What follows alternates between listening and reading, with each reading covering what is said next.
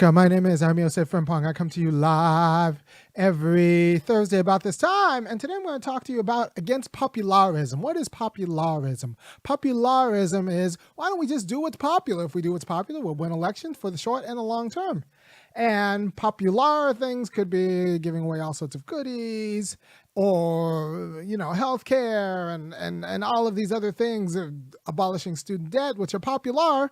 And so people think, well, if I run on them, I'll win because they're popular, and if they're popular, I will end up doing good things and win in the short term and long term. That doesn't work out because it's popular in a incoherent way, right? Because part of what it is to govern is to have priorities. And if you just rattle off a laundry list of goodies without disclosing your priorities, you haven't actually put forth a vision of governance that's coherent. So people will pick the candidate who's less popular in terms of policies, but a more coherent vision of governance, including how all of this gets done. I'm going to talk to you. I'm going to break it all down after we hit the beat. To the beat, y'all. Yeah. Sound good to me. Never change the ways for the world or the government. If I was the president, then I would state facts. You leave it up to me, I paint the White House black and it can feature in your front. To the beat, y'all. Yeah. So people say, well, if we just do what's popular, we'll win elections and influence people for the long term. And I'll say, no, that's not how it works. You have to do what's coherent. And then you have to sell the coherence in a culture war, right? You can't just do what's popular and expect to actually get support. That's not obvious. And that's actually a good thing, right? You need to divorce what's popular from what's actually good, because it's quite possible that actually making black people whole in these United States will never actually be that popular. You got to do it anyway. So you're fighting, if you're actually fighting for freedom for my people, you're fighting against what's going to be popular. And if you're not willing to do that, then, you're not really you're simply not serious about justice for the American Negro. So popularism will say, if we just stuck by the most popular positions in a given party, be it healthcare or forgiving student debt or something like that, will be popular and will win elections now and to the future. And I'm saying that's actually a bad way to govern because it divorces policies from coherence in governance. And it divorces priorities in policies from the content of those policies. Because popularism assumes that you can abstract all of these individual goodies and have it make sense. You can abstract all of these individual policies without actually putting forth a vision of governance that actually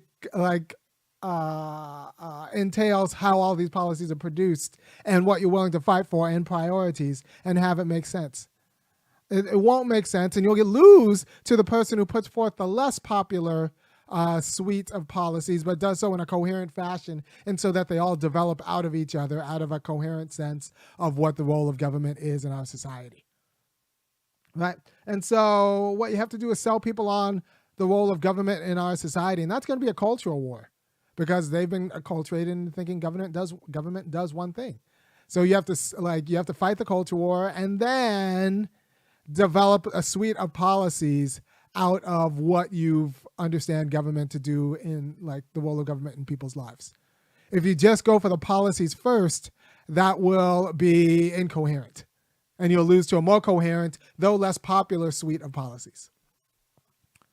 Right? And like I said, black people, the arguments matter because something like reparations, it will, one, never be popular. Two, if you just do it because it's popular, it'll be like the Republicans' version of reparations, which will just be enough shut up money to say that we did something without actually making black people whole. And the goal is to make black people whole, not just give them shut up money. So to make black people whole, you're going to need a deeper cultural assault, honestly, because you have to understand America, depending on it's a center-right nation. America is not built for racial justice with respect to American descendants of slaves. It's not built for it. It's never been built for it. So like you're talking about changing the culture of America, which is something that we need to do. We need to change the culture of America if you're serious about making black people whole, right? And that's not going to be popular. So why does popularism lose? Because it doesn't disclose the priorities of and the reasons why a certain suite of policies are popular. And if you don't disclose the priorities, then you don't know the content of the politicians' politics, because the priorities of these popular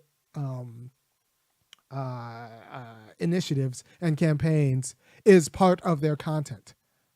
You can't just abstract little goodies that you like and expect that to kind of Voltron together a winning campaign, because there won't be any coherence. There won't be any coherence, and there won't be any ideological program about how these things are produced and sustained, right? So they're like, I can't emphasize this enough. This notion that you could just kind of do what's popular and how is lazy politics, because it's not actually trying to help people understand the role of government in their lives. It's just trying to bribe them with what they think they like, what they've expressed that they want. But they really only want it in isolation when you don't talk about the costs. You don't talk about how all these things fit together. Because if you actually talk about how all of these things fit together, then you're talking about a vision of the whole. And a vision of the whole is what politics will do. But that vision of the whole will have some parts that are popular, some parts that are not popular. So keep this in mind when you find people who just kind of promise everything, because they just think, well, I'll promise all the popular things and that way I'll win. And it won't actually be done with any sort of sense of seriousness and or a sense of ideological coherence. You can promise all of the popular things and still no one know what you're about. No one know what you're about except happening to be promising all of the popular things. And that's a problem, because if they don't know what you're about, they don't know the seriousness with which you'll fight for these popular things, or the seriousness with which you'll compromise them or give them up for other popular things. Right? So this idea that you just give people what's popular and they'll elect you and you'll be popular, it's kind of people, I mean, it won't work. It won't work. It has to be popular for a reason. And everything has to fit together, and there have to be priorities, and the priorities have to be made clear and coherent through a reason.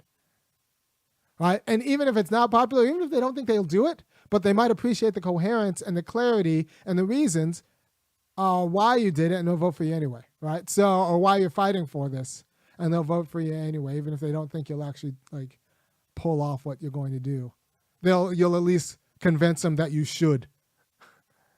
And not because they happen to agree with it antecedently, but because like it's the right thing to do because of these reasons that you've given them, and how like one political priority develops out of other political priorities into a coherent vision of governance.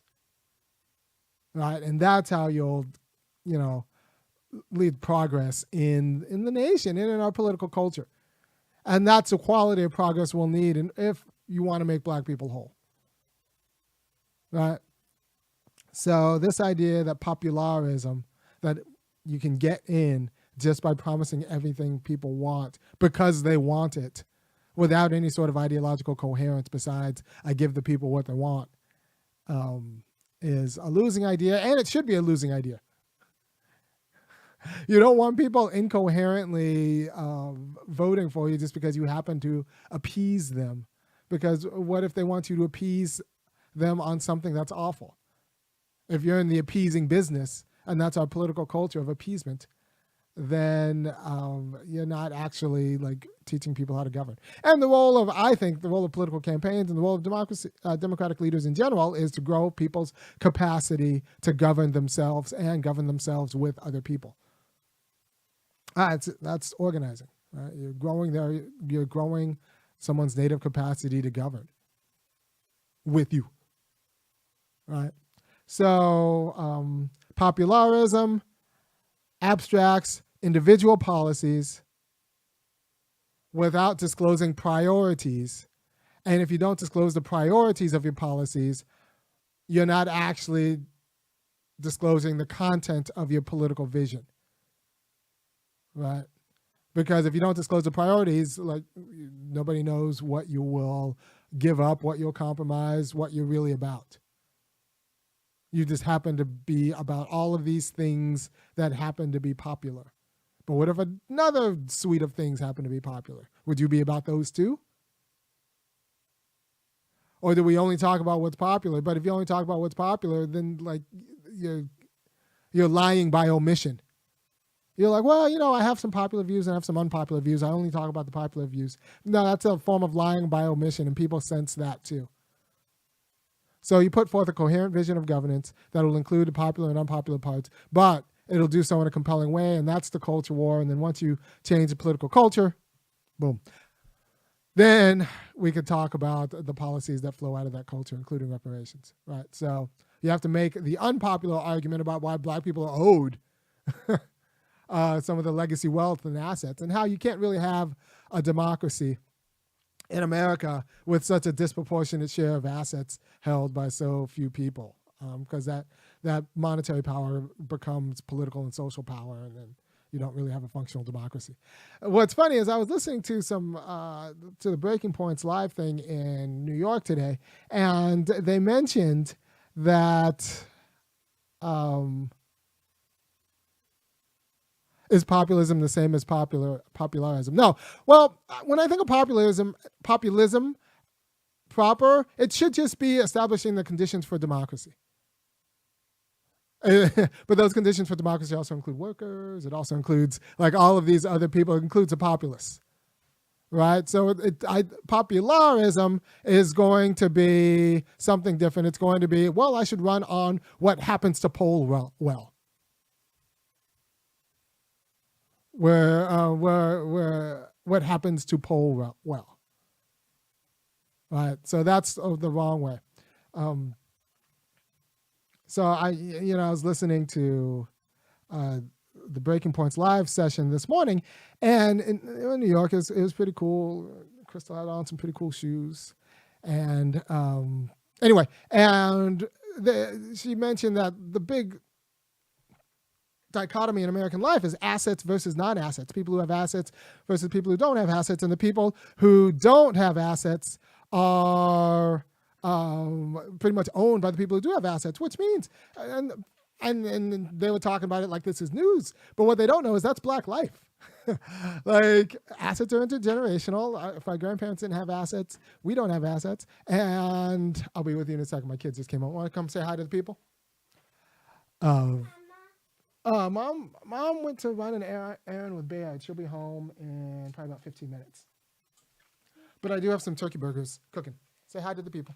Hi. Hi. What's your name? Graham. And how was school today? Good. Good. Okay. All right. I'll finish and I'll be with you in about 10 minutes, okay? Okay. All right. So there's a distinction between the asset holding class and the non-asset holding class, and that's only going to get worse unless we actually do something about it. And what's funny is that what I suspect is that they are understanding that a lot of America has like assumed the position of Black life, where it turns out that if you didn't have assets in America, like it was always hard. And now we need policies for. All right. So thank you for your time. I'm going to go feed this one. And and if you support anything I'm doing, go ahead and go to www.funkyacademic.com and kick in $5, $15, or $50 a month. Bye-bye. All right. Bye-bye.